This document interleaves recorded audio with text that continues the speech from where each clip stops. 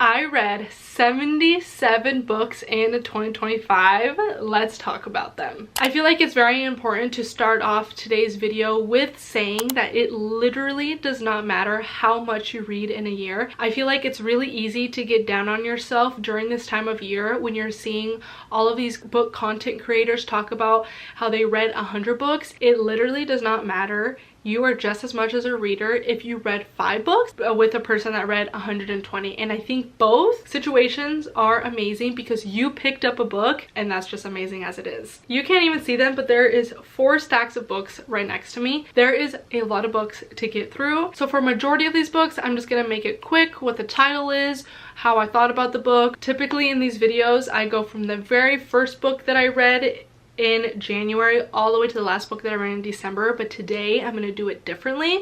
I'm gonna do them by genres. So I got fantasy, I have like spooky books, I have romance. Also, if I read a lot of books from the same author, I put them in a stack together as well to hopes make the video a little more quick. So the first author that we're going to talk about is Matt Haig. I read 3 of his books this year: The Comfort Book, The Humans, and How to Stop Time. I would say my favorite out of the 3 is The Comfort Book because the title explains it perfectly. It was a literal hug. I feel like I'm actually going to be taking lessons from that book in my life. It talks a lot about just taking life slowly and appreciate the little things, and life is about resting and doing things that make you happy, and I loved it. I did expect to enjoy How to Stop Time more. It wasn't a bad book. Our main character is alive for centuries, and so I think a little bit of like the Shakespeare and Captain Cook. I thought it was going to be interesting, but it was a little boring for me. But what really saved this book for me was the lesson in this book was beautiful. It was talking about the most important things in life is being with people that you love. The Humans, he is a alien. He's out of this world, but he ends up becoming really fascinated with humans. I feel like all of his books are feel-good stories, and he is the author of my favorite book ever, The Midnight Library. So that's why I read so many books from him, because I really enjoy the lessons that he has in his books. Then the next 2 books are the 2 books that I read from Sarah Beth Durst, The Spell Shop and The Enchanted Greenhouse. In 2025, I learned my obsession with cozy fantasy. I did not know of cozy fantasy until this year. Like, I literally didn't even know what that genre was until I picked up The Spell Shop. I love Sarah Beth Durst. I love her writing. Her words feel like a warm hug. The way that she romanticizes the weather, the friendship, the like journey, she does such an amazing job just completely putting you into a world that makes you feel so much comfort. There is talking plants in both of these books that are so endearing. I think that's the right word to say. They're just so lovable. There's characters in these books that have wings and horns and are like half animal, half human. There's horses that are literally mermaid horses in the water. There's talk of sweet raspberry jam. Kaz is my best friend. If you know, you know. The Spell Shop is the perfect type of book to read if you want to feel like you have sun soaking into your skin. I can just go on and on about them, and I feel like I will never fully be able to articulate how amazing the books are, but I read these 2 books and they became my absolute favorite in the year. This is my favorite book of the year. This is also a 5-star. I'm going to be raving about these books for the rest of my life. Please pick up these books. If you're gonna get any recommendations from this video, please let them be this. The next author I'm going to be talking about is Lori Gilmore. I read The Christmas Tree Farm, The Strawberry Patch Pancake House, and The Gingerbread Bakery. I didn't have the best of time with The Gingerbread Bakery. I really didn't like the main FMC, and I was wanting those cozy bakery scenes and I just didn't get them. This one was okay. It's a single dad nanny trope, and to me, I just love heartless 1,000 times more. It's also a single dad nanny trope, that when I read another one I was like, yeah, it's just not heartless. I did enjoy The Christmas Tree Farm. It had those cozy snowed in vibes. There's a little mystery involved. She owns a Christmas tree farm, so there's just cozy scenes of being there and cleaning it up and renovating it, and there's good character development. The next series that I'm going to be talking about is the Hunger Games series by Suzanne Collins. I read the first book, The Hunger Games, and I read the second book, Catching Fire.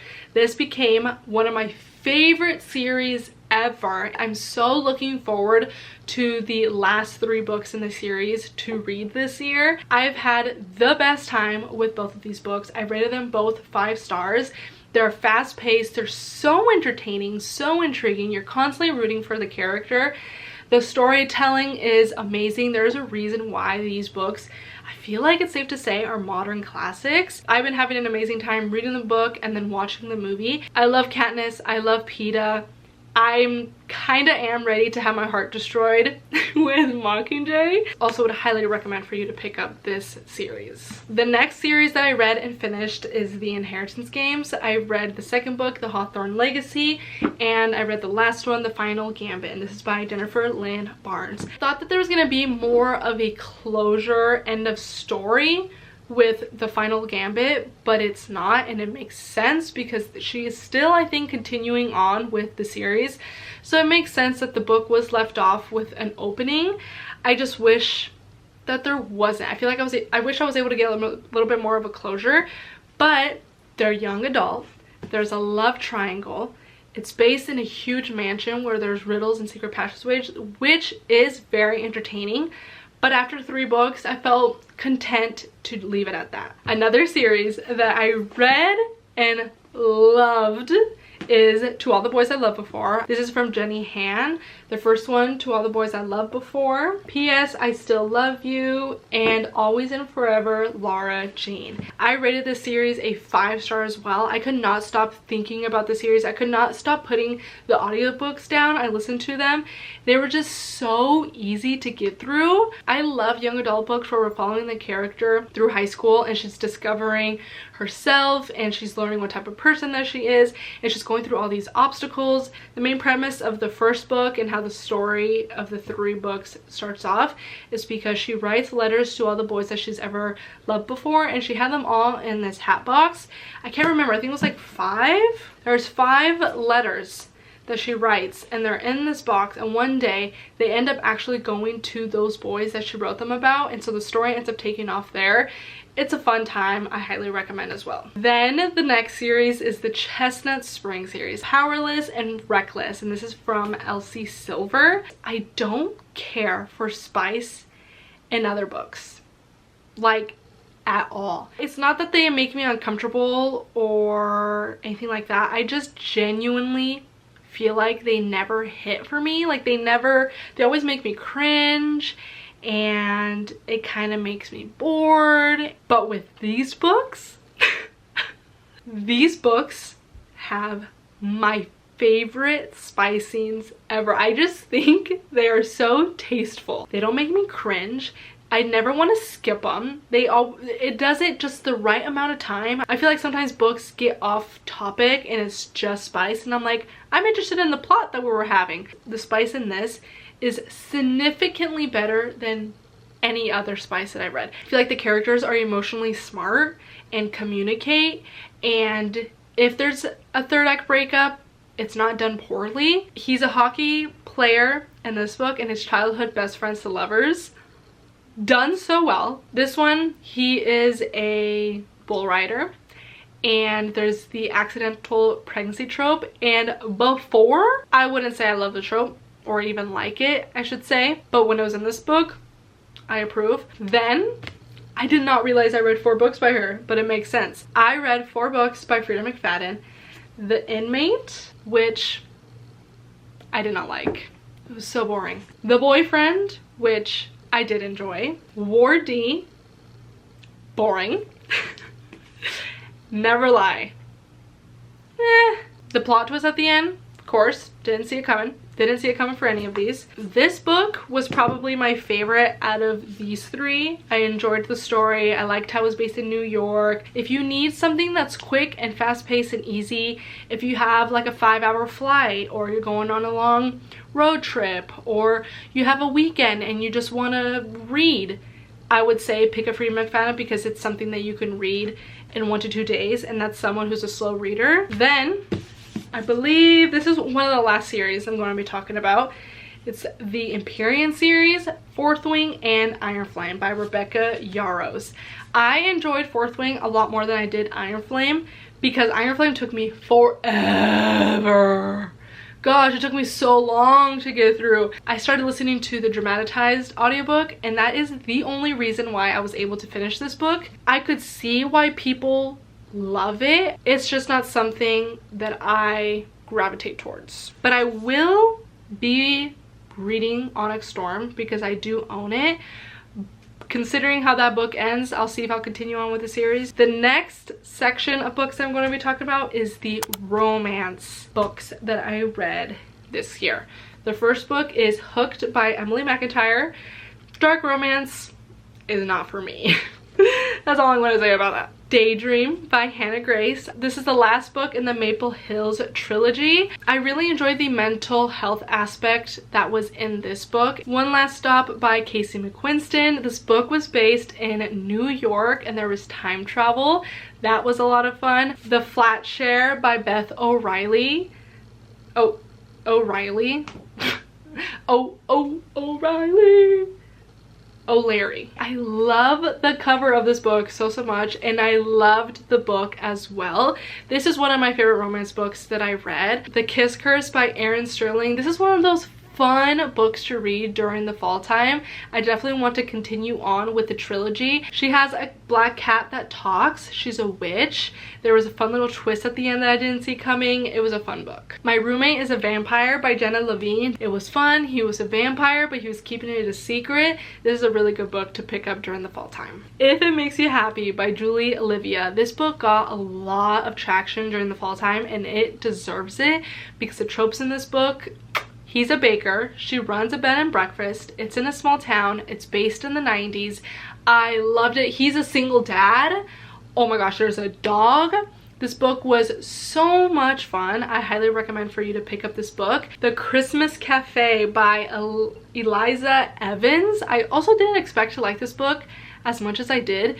To be honest, if I look into the actual like writing and like story, like yeah, it's very Hallmarky and cheesy, but I loved it. This is an awesome book to pick up during the Christmas time. She's a baker and it gives you those baking scenes that you're looking for. There's also a little bit of a love triangle. Love in the Time of Serial Killers by Alicia Thompson. This is one of those books that I did not really like the relationship, and I didn't really like the spice like at all. It didn't really give me what I was looking for, but it wasn't a terrible book. Like I didn't DNF it. I enjoyed it enough to finish it. Fall I Want by Lyra Parrish. This is my least favorite book that I read in 2025. My least favorite romance book that I read ever.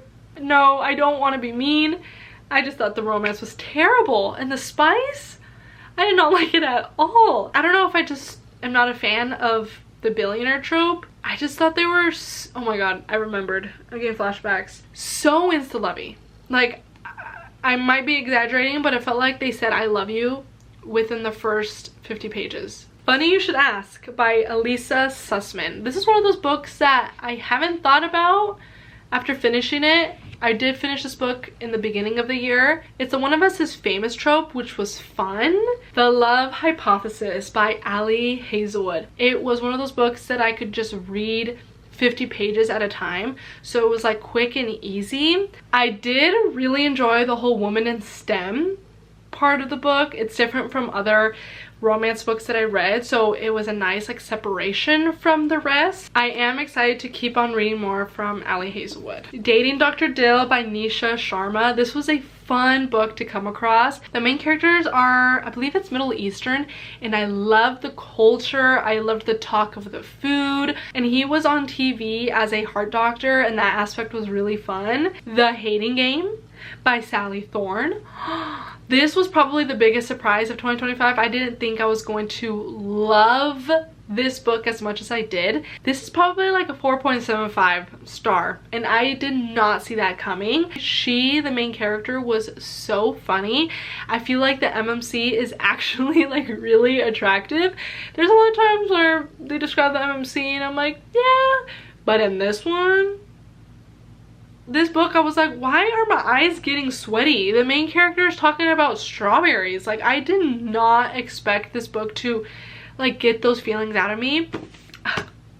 She was great. Pumpkin Spice and Everything Nice by Katie Sisutelli-Cook. I'm sorry, I do not know how to say her name. I'm honestly surprised that this book can even be advertised as a romance book, because I don't even think the characters admit that they like each other. The main character was pretty bratty, entitled, annoying. This is another one of those books I was disappointed in. Betting on You by Lynn Painter. As you know, I love young adult books. I had a fun time with this book. The Rom-Commers by Catherine Center. He is famous and she's a screenwriter, and it's based in LA, and the end of the book, it has a really good message on how to have a happy marriage and a happy relationship. I feel like it actually did have lessons that I'm going to be taking with me for my relationships.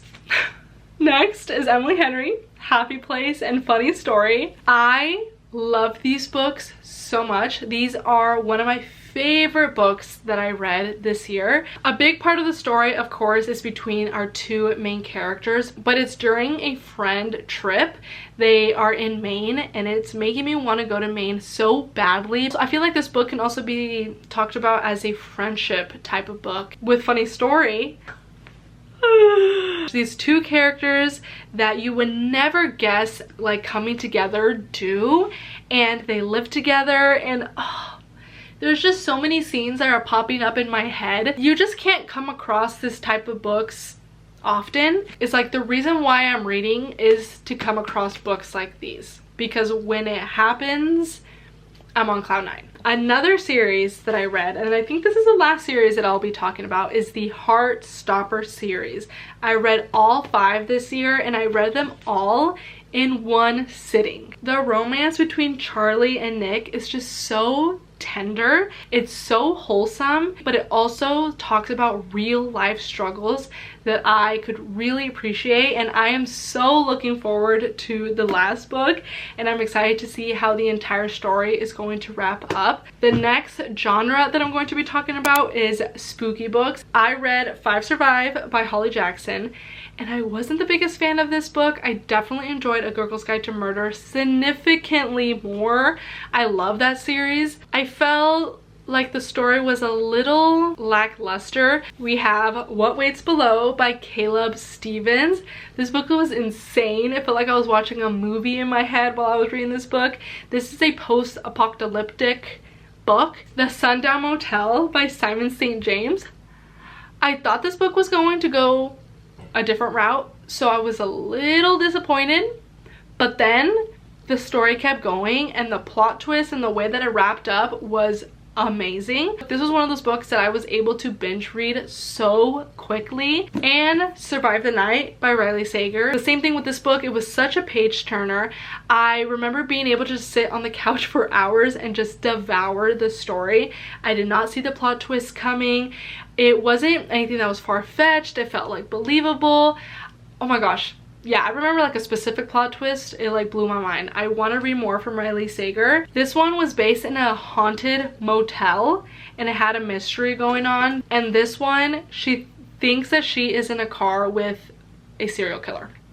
Yeah. The next set of books are general fiction. We have some sci-fi books. We have some historical fiction, but it's like mainly general fiction that we have here. Out of Love by Hazel Hayes. This is a woman's fiction, and it's a romance book told in reverse. We never know our main character's name, and the book is told in such a good way that it feels like you're on a couch with your best friend listening to her wild stories. It's so heartbreaking. It had me tear up.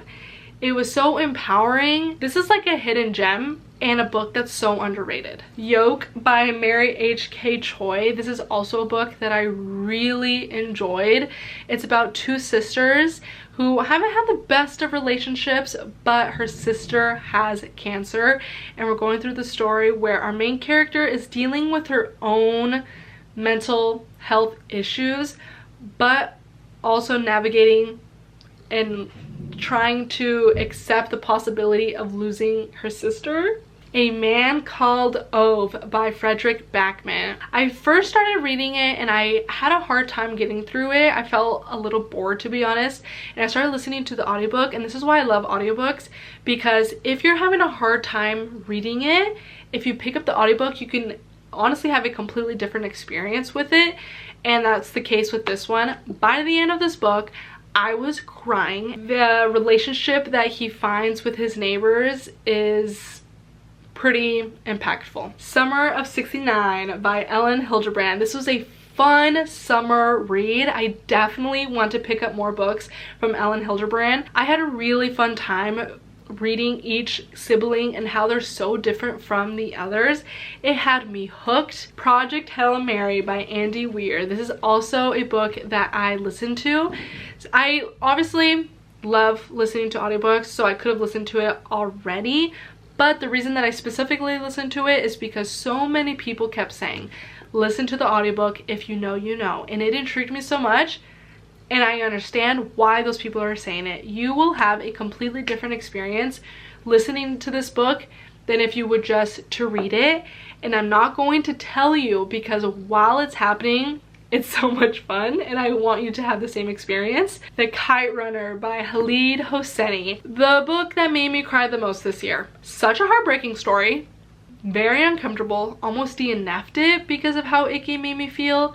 But it was for a reason, and for the spine of the story was necessary for what happened in the beginning, if that makes sense. But it's also, dare I say, beautiful at the end. The Perks of Being a Wallflower by Stephen Chbosky. This book was so comforting. It made me feel normal because it talks about mental health in a way that I've never had any other book. And not that I experience what the main character has experienced. Mental health has definitely been something that more and more people have been able to talk about, but there is still things that people are embarrassed about. And so, I mean, naturally, so when you hear and read a book where it talks about those, I guess, taboo things that people aren't talking about day to day, it's so comforting to read about. I did end up watching the movie, and the movie is just as good. One Italian Summer by Rebecca Surley. This book was based in Italy, and it had a fun little like magical realism. Our main character loses her mother, and she ends up going to Italy, and her mother ends up being there but as her younger self. That aspect was brilliant, but there was cheating in this book, and I really didn't like it. The next genre that I'm going to talk about is fantasy, and I'm so proud of myself. Look at the stack of fantasy there. 2024 me could never. The first book is Harry Potter and the Goblet of Fire. This is the fourth book. I was unfortunately bored in a good chunk of the book. I enjoyed the Goblet of Fire movie more than the book. I do have some pretty high hopes for the rest of the series though, and I hope that I enjoy the rest more than I did this one. Legends and Lattes by Travis Baldree. This is another cozy fantasy book that I read that I fell in love with. The main premise of this book is our main character is starting up a cafe. I am someone that loves reading about pastries and like coffee in the air and creating a cozy atmosphere, and like cafes in general are one of my favorite things to read about. So the entire premise of this book was that I was obsessed. I was having a grand old time. Whatever collection of words that are in this book and in the books like Sarah Beth Durst, they make my heart happy. Heartless Hunter by Kristen Cicerelli. I really enjoyed this book. Our main character is a witch. Our MMC is a witch hunter. The entire adventure of our MMC not knowing was so much fun. This would be like a 4.5 star read for me. Caraval by Stephanie Garber. I was confused for a lot of this book, and so it made it to where I wasn't really enjoying it. I would rate... Oy. Becker, where'd you put my glasses?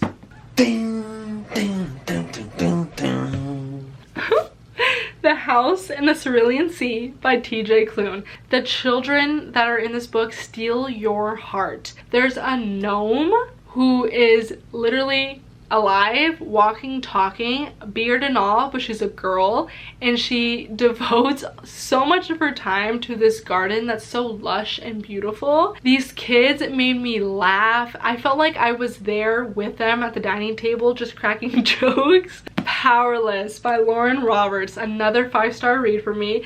This is where I'm like, so do I like high fantasy? Unfortunately, I think the Empyrean series isn't just like for me. I thought maybe I didn't like high fantasy, and then I came across this book. This book is bloody brilliant. I am jealous for people who haven't read this book and have the opportunity to read it for the first time, because it is unmatched. This book is similar to The Hunger Games, which makes sense why I like this book so much, but it has that aspect where they throw kids in an arena and have them fight, but it's still really different from The Hunger Games. Peyton? Kai? Me in this book, I love her. Then the next two books are memoirs that I read. I Am by Maggie O'Farrell.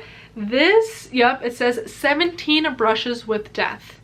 And as someone who has death anxiety, it actually didn't mess with me as much as I thought it would. The next memoir is Crying in H Mart by Michelle Zauner.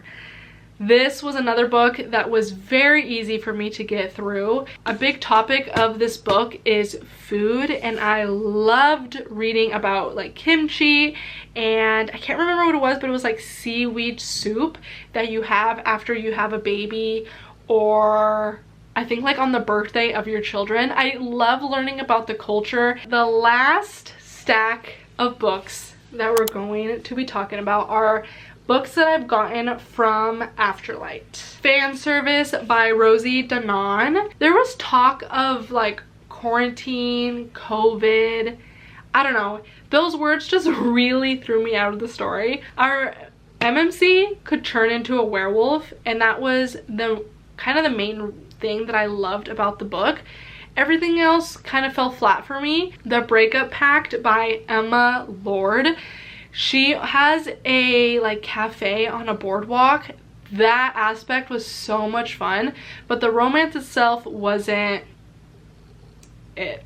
First Time Caller by B.K. Borison. If you have watched and love Sleepless in Seattle, this book is for you, because the author literally wrote this from inspiration, I believe, or was at least just inspired of the movie and wrote this book. The FMC's kid is so funny, and I love when the characters have kids that like carry the story, and like with her commentary, it's a lot of fun. Under Lock and Key by Lana Ferguson. She has secrets in her family that she's learning about, and this entire like mystery with the MMC turning and being cursed into a Loch Ness monster was so much fun.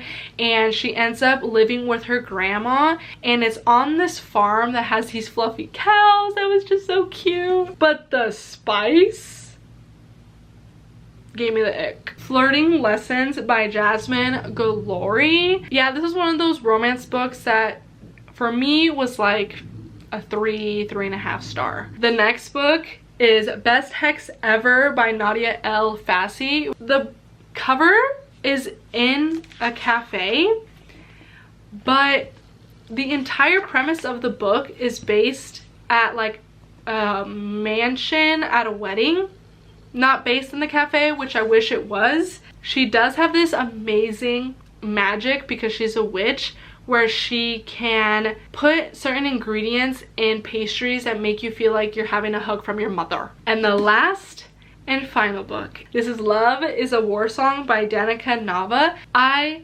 loved this book so much. This reminds me a ton of the Hannah Montana movie because our main character is a pop star who ends up having this scandal happens where she ends up having to go to the country, and she ends up finding herself in the country. And cowboy romance. Yup. This romance was tasteful, and I feel like this is one of those books that's underrated and I don't hear enough people talk about, which I wish people did. I completely forgot about the 3 e-arcs that I received and did not buy. I completely forgot to talk about them because I don't own them physically. The first one is Forgive Me Not by Stacey Willingham. This is a suspenseful thriller mystery. She's the same author as A Flicker in the Dark and All the Dangerous Things, and those are one of my favorite thrillers that I've read, but unfortunately Forget Me Not is not one of them. The story itself wasn't as addicting as the other two. She is trying to figure out this mystery from her sister that has actually passed. She ends up working and living on this farm, and it's weird, it's suspenseful, but the story itself for me just didn't work. The next one is Homebound by Meredith Trapp. This book has so many tropes that are amazing and made me so excited to pick it up. It's a single dad, he falls first and hard, childhood best friends to lovers, and a cowgirl romance. Typically we're reading about the cowboy being a bull rider, but in this book it's a cowgirl. That was so much fun to read. I think a majority of the book I did like. Maybe the romance wasn't my absolute favorite because it was a he falls first and hard, so it seemed a little too into lovey for my taste. And like you've heard me say multiple times, the spice did give me the ick. I feel like the spice itself really took me out of the story and made me not enjoy the book as a whole. The last and final read of 2025 was Every Step She Takes by Alison Cotran. After reading so many romance books, for me they start to get a little repetitive and ends up being like the same kind of different. But what I liked about this one and what separated it from the rest is because the two main characters that we're following are walking the Camino of Santiago. So there's beautiful talk of Spain and Portugal and the food and the drinks that they're discovering on the way, and the self-discovery was amazing, and it was also a sapphic romance. And that concludes all the books that I read in 2025. What a journey it was. I am so excited to see all the books that I'm going to be reading in 2026. I hope you have a wonderful year of reading. That's going to be it for today's video. Thank you so very much for watching, and I'll see you guys in the next one. Bye bye.